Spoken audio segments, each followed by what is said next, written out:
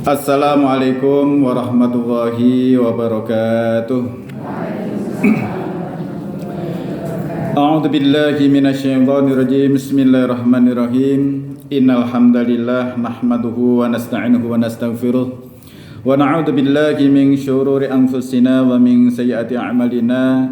May yahdihillahu fala mudilla lahu wa may yudlilhu fala hadiyalah. Asyhadu an la ilaha illallah wahdahu la syarika lah wa asyhadu anna Muhammadan abduhu wa rasuluh. Faqad qala Allah ta'ala fi kitabil karim wa huwa asdaqul qailin ba'da a'udzu billahi minasyaitonir rajim. Alladzina amanu wa hajaru wa jahadu fi sabilillahi bi amwalihim wa anfusihim a'azzamu darajatan 'indallahi wa ulaika humul faizun. Wa qala Nabi sallallahu alaihi wa alihi wasallam Man ahya'a sunnati faqad ahabbani wa man ahabbani kana ma'i fil jannah. Shadaqallahu ladhim wa balagha rasul karim wa nahnu ala dzalika minasyaitin amma ba'd. Hadirin hadirat, bapak-bapak, ibu-ibu, jamaah Majelis Taklim An-Nur yang senantiasa dirahmati dan disayang oleh Allah Subhanahu wa taala. Alhamdulillah, pada kesempatan pagi yang cerah dan penuh berkah, walaupun cuaca mendung, tapi hati Bapak Ibu semua saya yakin tidak mendung, ya, tidak berbalut dengan kabut yang tebal, tapi hatinya insya Allah lebih cerah, lebih ceria, sehingga semoga betul-betul hari ini lebih baik daripada hari kemarin. Hari ini alhamdulillah Allah Ta'ala pertemukan lagi setelah mungkin berapa bulan. Jadi saya mohon izin safari dakwah, yaitu ke provinsi tetangga, ya, dari Jawa Timur saya singgah sejenak di Provinsi Bali, di Provinsi NTB, Nusa Tenggara Barat, dan di Provinsi NTT. Ya, maka perjalanan alhamdulillah dari stasiun Poncol naik kereta api, ternyata ada kereta api namanya Ambarawa Express. Saya kaget, ini apa ini? Ambarawa Express. Loh, kenapa tidak dari stasiun kereta api Ambarawa? Ini bukan Ambarawa, ini Poncol Express ini. Semarang Express. Naik kereta api hanya 5 jam dari Poncol sampai Pasar Turi Surabaya. Kemudian dari Tanjung Perak, tepi laut, siapa suka boleh ikut, ya, naik kapal menuju ke Benoa di Bali. Ya, kemudian dari Benoa singgah di Bima Sumbawa. Kemudian dari Bima Sumbawa singgah di Waingapu, Sumba. Kemudian singgah di Ende, Flores. Kemudian di Kupang, Nusa Tenggara Timur, dan terakhir di Kalabahi, Alor, NTT. Siapa yang pernah ke Kalabahi? Siapa yang pernah ke Alor? Sedaya sampun nate ngalor nggih? Nek kepengin ngalor kudune ngidul. Saka kidul ngalor. Ngalor ngidul. Waktu saya singgah di Kupang, Ustadz posisi di mana? Saya di Kupang. Kupang mana Ustadz? Ini saya di Kupang Sewan. Oh, saya di Kupang Timur, Kupang Wetan. Kok ada Kupang Wetan? Adanya itu tengah, lor, kidul, ada apa? Ada Tegal, ada Dokupit, ada Kupang Rejo. Saya di Kupang Timur, Kupang Wetan. Yaitu Kupang Timurnya di Nusa Tenggara Timur. Jadi ternyata waktu kami di Mataram Nusa Tenggara Barat di Lombok, ternyata juga banyak di sana. Ya, di Mataram itu, Mataram kan ibu kota, ya, Kerajaan Mataram, ya. Maka di sana ada Cakra Negara. Wah, itu di Kota Mataram, NTB. Ada juga apalagi nama-nama Jawa lah. Ternyata memang dulu banyak istilahnya orang-orang Jawa yang tebarkan dakwah syiar di Lombok, ya, di Pulau Lombok, Pulau 1000 masjid. Setelah saya jumlah ternyata ribuan masjid, bukannya 1000. Ya, kita keliling dari Lombok Utara langsung ke Lombok ke Sembalun, lereng Rinjani, ke Lombok Timur ya, sampai ke Mataram, Lombok Barat, Seginggi ya, di pulau-pulau yang wisata sana, Masya Allah. Jadi intinya safari dakwah di beberapa tempat itu sebagaimana perintah Allah, siru fil ardi summangduru kaifa kana akibatul mukadzibin. Berjalanlah kalian di permukaan bumi ini dan lihatlah bagaimana akibat yang dirasakan oleh orang-orang yang mendustakan ayat-ayat kami. Jadi memang dalam perjalanan itu banyak sekali ibrah atau pelajaran, banyak hikmah. Jadi membaca ayat-ayat Allah bukan hanya ayat-ayat suci yang tersurat di dalam Al-Quran, tapi juga membaca ayat-ayat Allah, tanda-tanda kekuasaan dan kebesaran Allah, yaitu ayat-ayat yang tersirat di balik semua fenomena yang kita hadapi di belahan bumi manapun.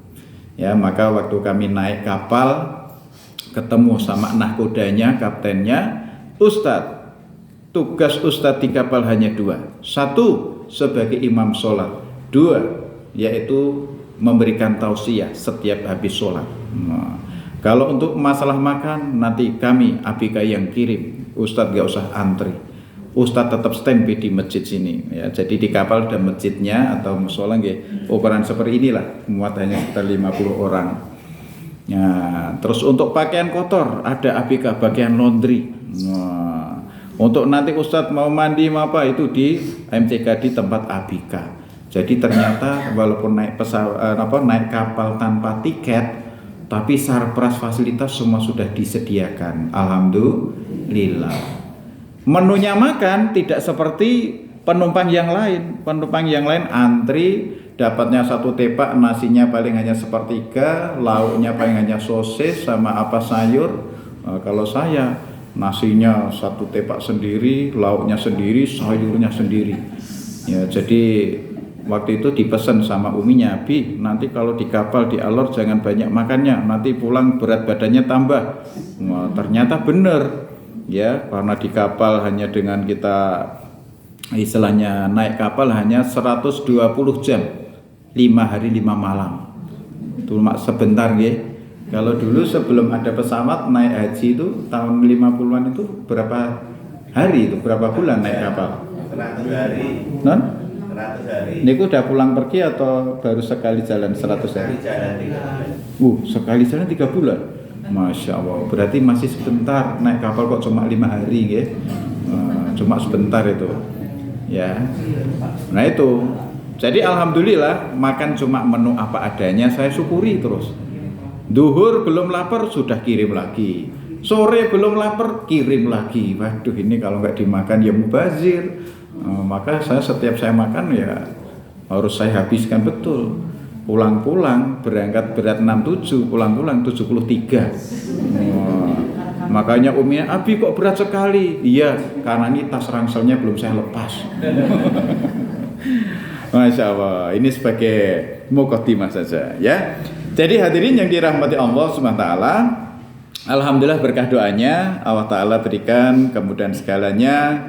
Ya, berangkat dalam keadaan sehat, ya, pulang dalam keadaan sehat dan selamat. Jadi di Alor NTT 15 hari, ya, di Mataram di Lombok itu 15 hari, naik kapalnya pulang pergi hanya 12 hari.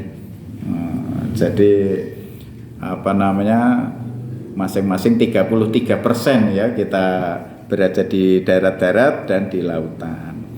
Selanjutnya hadirin yang dirahmati Allah Ta'ala, alhamdulillah pada kesempatan hari ini adalah minggu terakhir di tahun 1446 Hijriah. Maknanya sebentar lagi kita akan menyambut tahun baru Islam, tahun baru Hijriah, tahun 1447 Hijriah.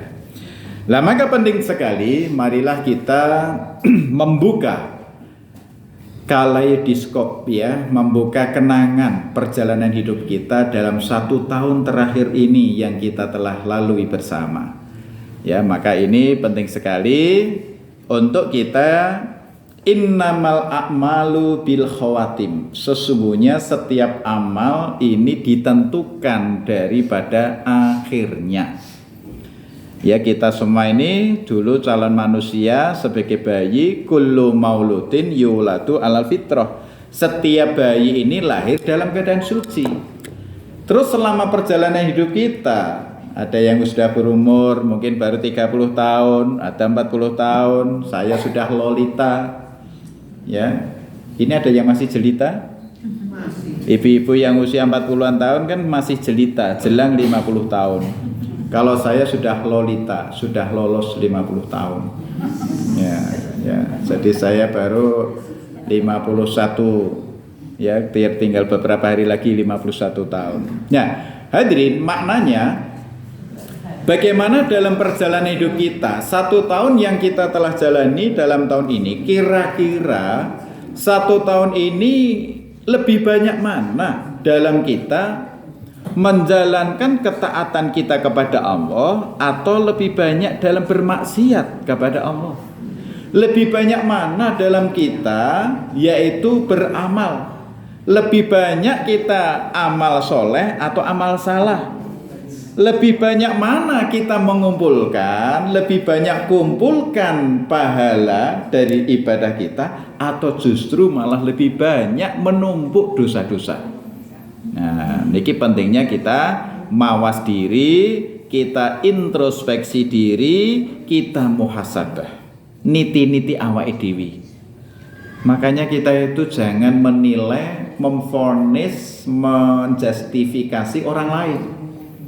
Dalam hidup dan kehidupan ini, kita ini harus banyak ibda binafsik, mulailah diri kalian, dan kita banyaklah kita bermuhasabah, melihat diri sendiri. Ya, sehingga dalam sebuah makalah dikatakan, man arafa nafsahu faqad arafa rabbahu. Barang siapa mengenal dirinya, barang siapa melihat dirinya, ya. Jadi kalau kita mengenal diri kita masing-masing, justru inilah yang akan menjadikan asbab kita mengenal kepada Allah Subhanahu wa taala. Sekali lagi, man arafa nafsahu faqad arafa rabbahu. Barang siapa kenal dirinya, dia akan kenal dengan Tuhannya. Kita harus mengenal diri kita. Ternyata diri kita sebagai manusia adalah manusia sebagai makhluk yang diciptakan, sementara Allah adalah Al-Khaliq, Sang Maha Pencipta. Kita sebagai makhluk, bahwasanya kita diciptakan sebagai manusia adalah dhaif, kita lemah. Allah Al-Qawiyyu, Allah yang Maha Kuat. Kita fakir, kita itu miskin. Allah Al-Ghani, Allah yang Maha Kaya. Ya, jadi sekali lagi, marilah di akhir tahun ini kita harus banyak bermuhasabah, kita harus banyak mawas diri, introspeksi diri. Nah, maka hadirin, dengan kita berintrospeksi diri tadi, 1 tahun yang kita jalani, lebih banyak manakah antara taat atau maksiat, lebih banyak antara kumpulkan pahala atau justru menumpuk dosa, antara amal soleh atau amal salah? Maka marilah apabila kita jujur pada diri sendiri, ya, jujur mawon iki, kira-kira nggone taat karo maksiat oke apane? Tenane. Tenin. Kira-kira dalam 1 tahun ini jenengan dalam mengumpulkan bekal besok untuk ke akhirat, kira-kira lebih banyak mengumpulkan pahala atau justru banyak numpuk dosa-dosane? Antarane pahala karo dosane oke pundi? Oh, jujur mawon. Antarane nyekel HP karo nyekel Al-Qur'an oke pundi? Oh, jujur. Babene kan buka Al-Qur'an. Oh, tenane. Nek pas ana Pak Nur Yasa ke Quran, nek anu langsung sih.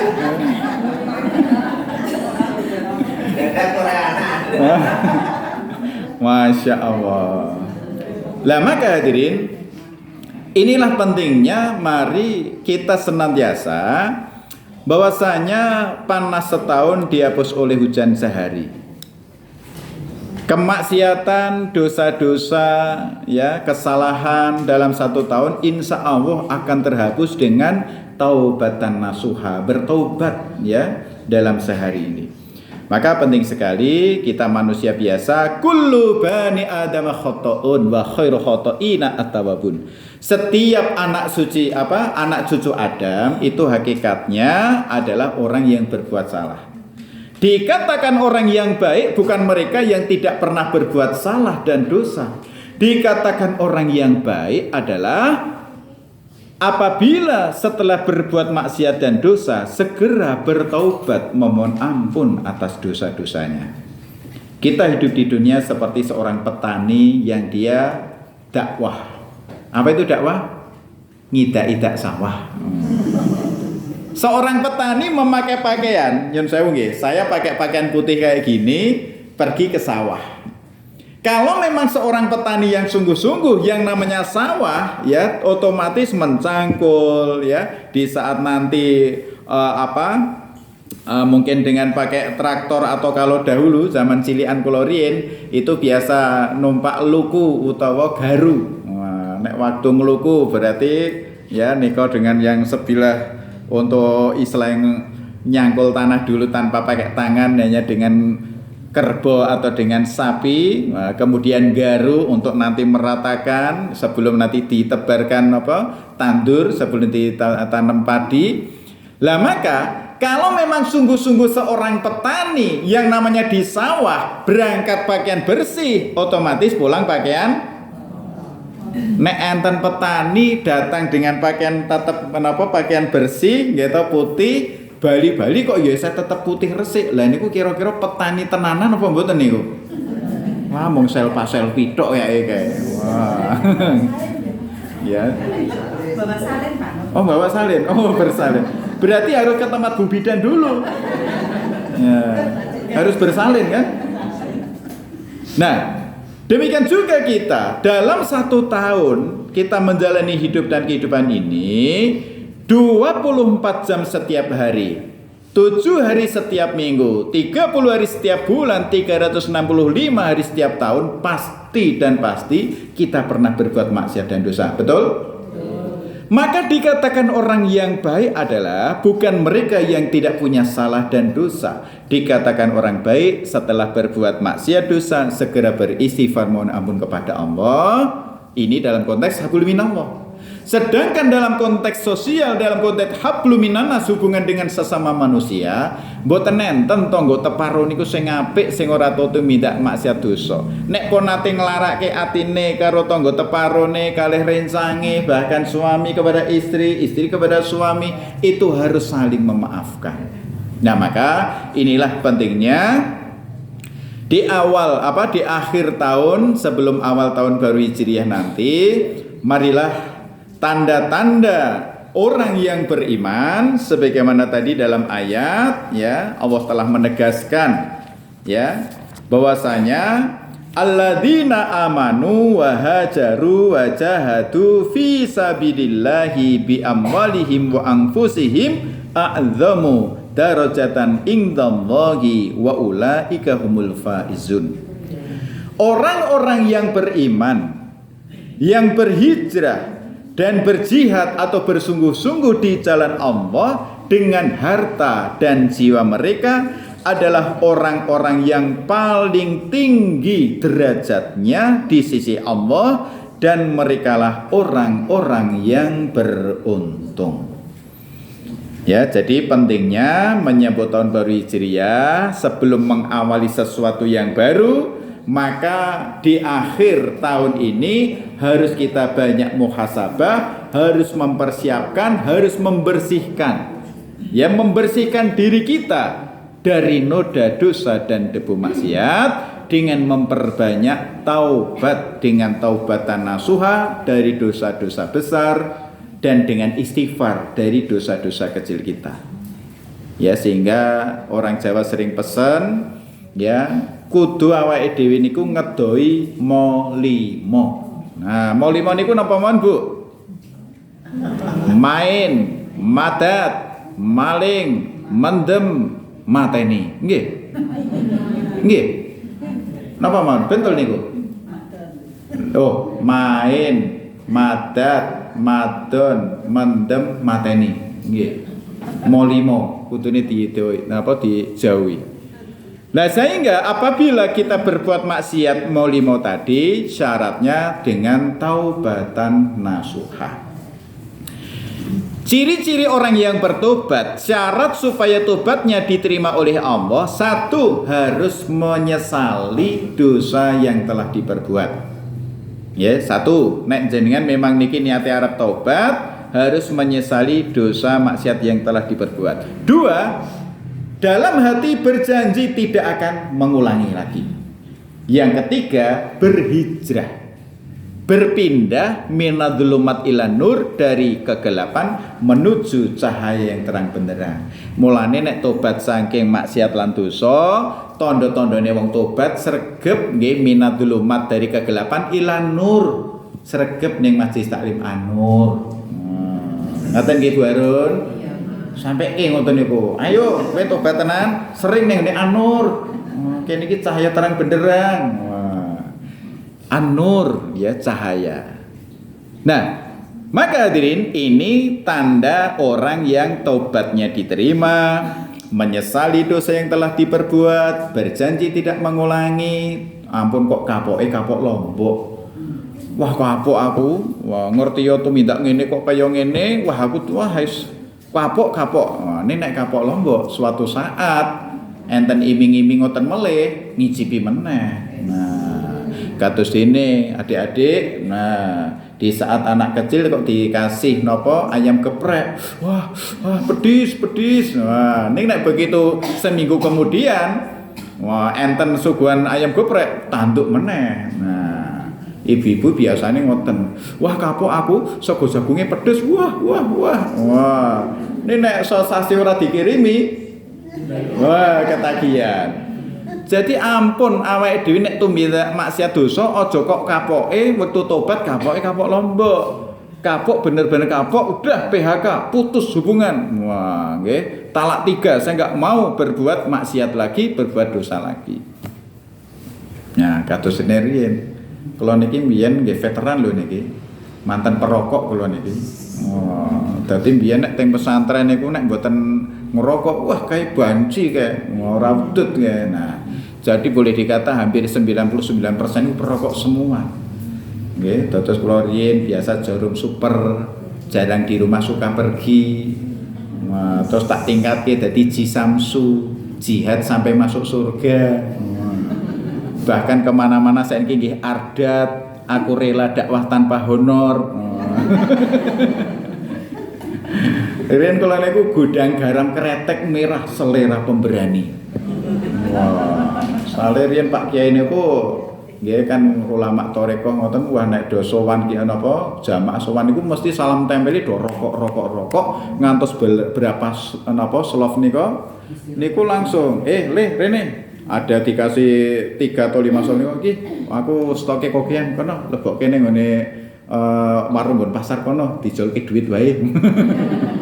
Lah saiki nyun sewu, beliau nek merokok kan nggih satu persatu. Lah saya ini stoke ngantos sekian banyak, ngantos kon ngedel meneh. Gitu. Nah, hadirin, jadi dulu alhamdulillah untuk berhentinya merokok memang semua itu harus niat yang kuat dalam hati. Nggih, waktu saya mau safari dakwah, bismillah. Wah, ini saya mau dakwah 4 bulan.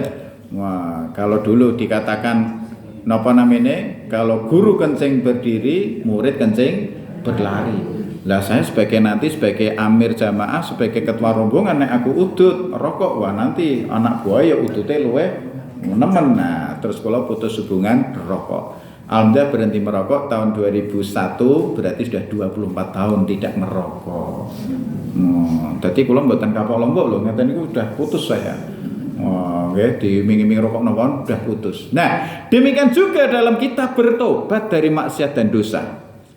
Bertobat dari maksiat dan dosa, kita harus betul-betul menyesali dosa yang telah kita perbuat, dan yang kedua berjanji tidak akan mengulangi lagi. Kira-kira berat apa ringan? Nek janji ora bakal napa nglakoni meneh ngoten niku abot napa enteng? Abot. Ngangkat napa to, Mbak? Gitu. Nggih. Nah, niki ciri-ciri orang yang tobatnya diterima. Yang ketiga berhijrah. Ya nek wingi srawunge wong-wong sing tumindak maksiat saiki kumpul karo wong taat. Wingi banyak bergaul dengan orang-orang yang berbuat salah, sekarang banyak duduk bersama orang-orang yang soleh, yang soleha. Niki nggih dados niki untuk bertobat syaratnya 3 perkara. Ya, di akhir tahun banyak tobat, syaratnya 3 perkara.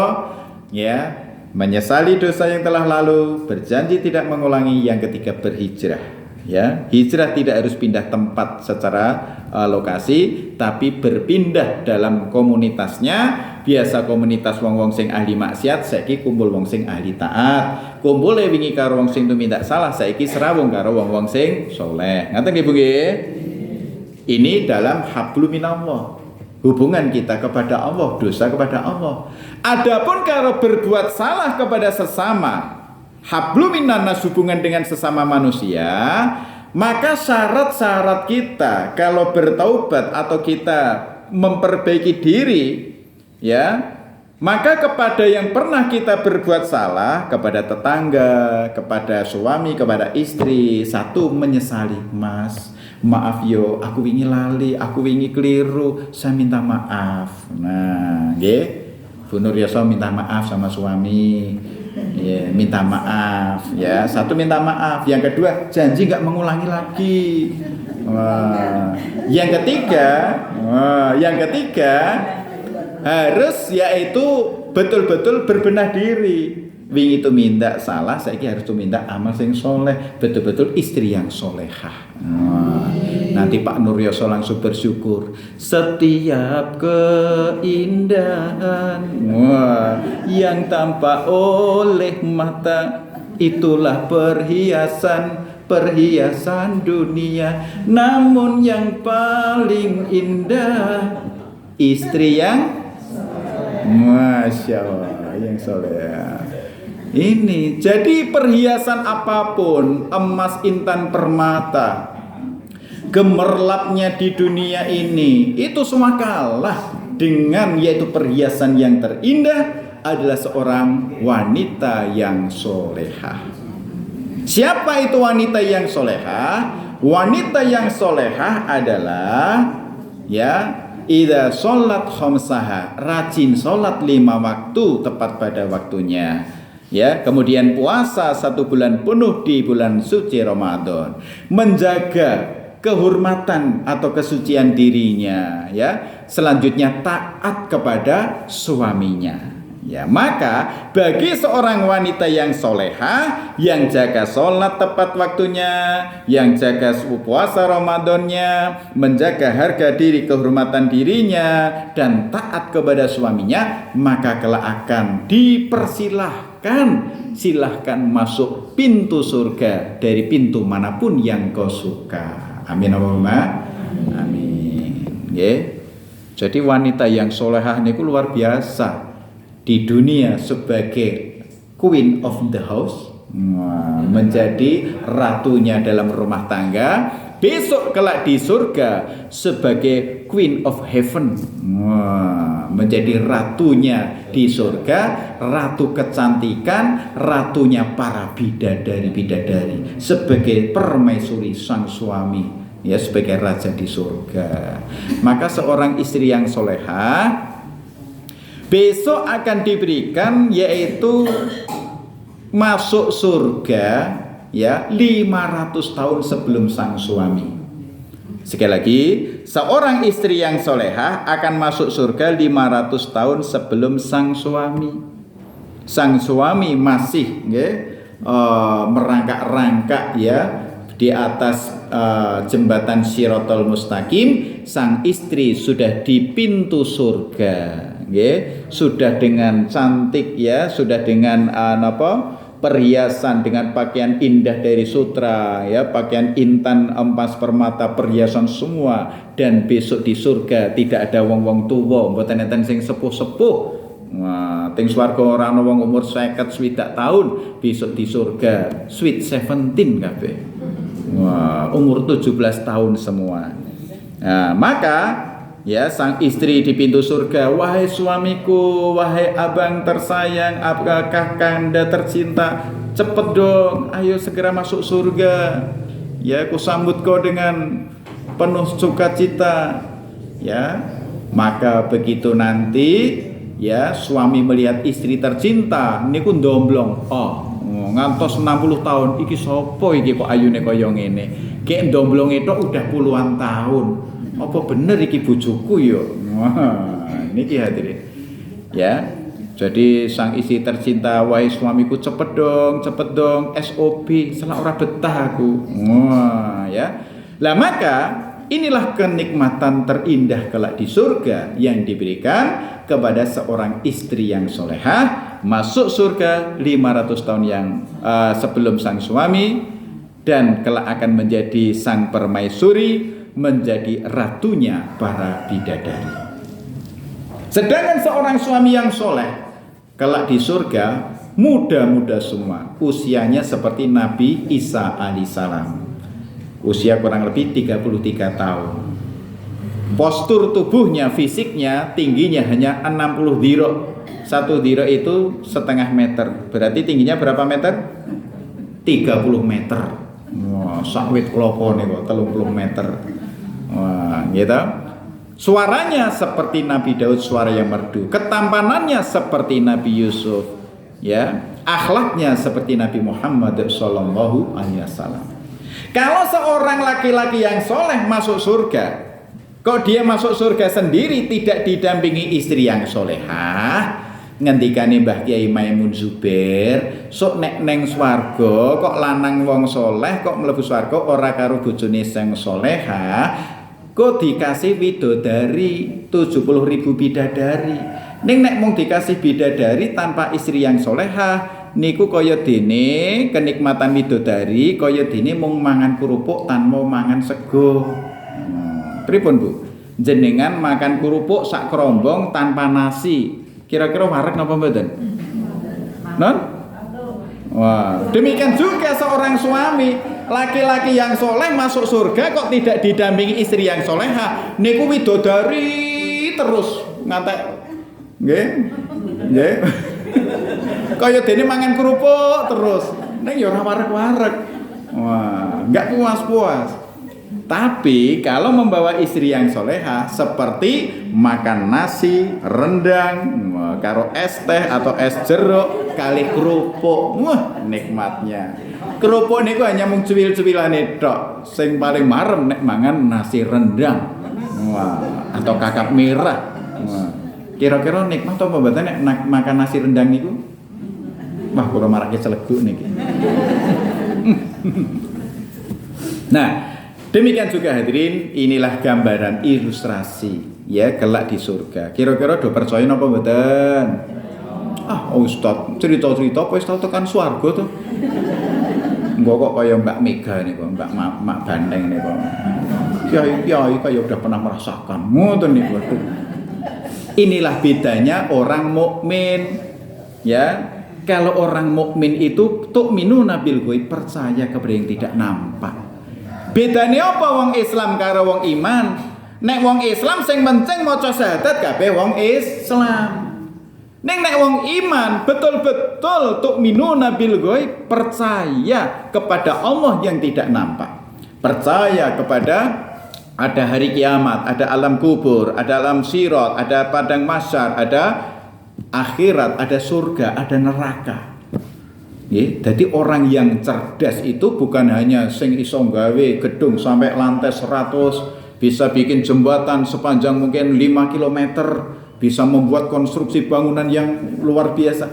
Itu hanya kecerdasan duniawi. Hakikat orang yang cerdas adalah yang ingat mati dan mempersiapkan bekal untuk kehidupan setelah mati. Ya, jadi wong cerdas niku sing cerdas menyiapkan investasi akhirat. Kalau bangunan-bangunan di dunia, teng Tel Aviv mriko, tengone Israel gitu. Israel kali tengene Benyamin Netanyahu.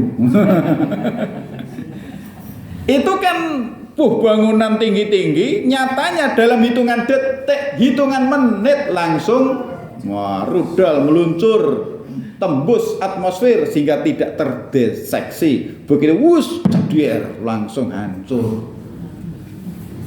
Apakah yang bangun gedung-gedung itu orang cerdas? Iya, secara iptek. Tapi secara iman takwa dia orang yang jahil. Nah, dia orang kafir. Bangunan sing dibangun berapa tahun lenyap dalam hitungan detik, betul? Nah, tapi bagi orang-orang yang cerdas, rakaatul fajri khairum minad dunya wa ma fiha.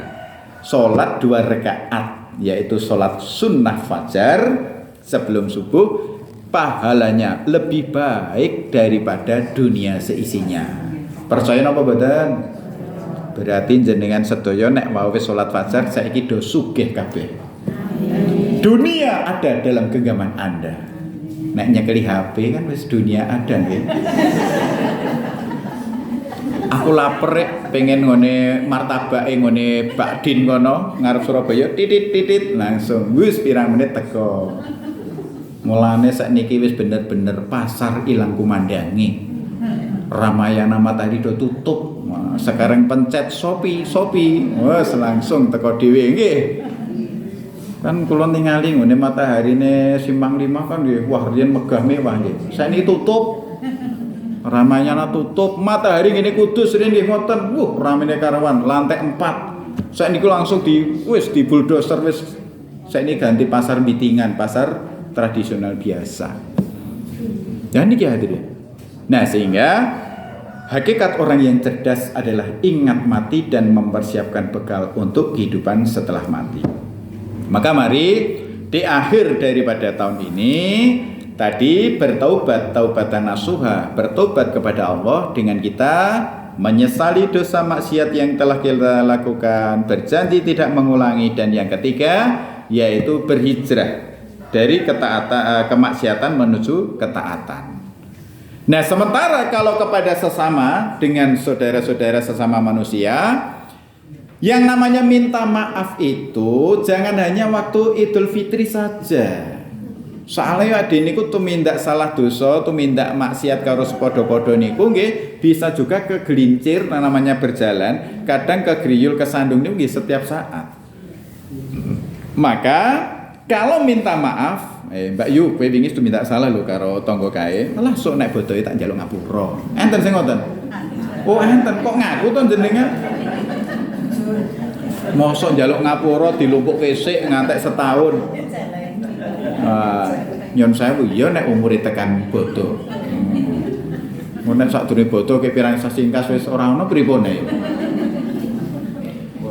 Nah, niat alasannya Pak Sabto. Bahkan dimulai yang terdekat.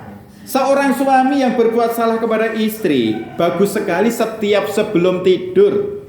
Ya, sebelum tidur harus saling sharing dulu, saling testimoni, gitu. Sang istri di dada sang suami sambil dielus. Gimana seharian tadi? Mas tadi mah gini-gini. Oh ya udah minta maaf. Ya, kepada istri juga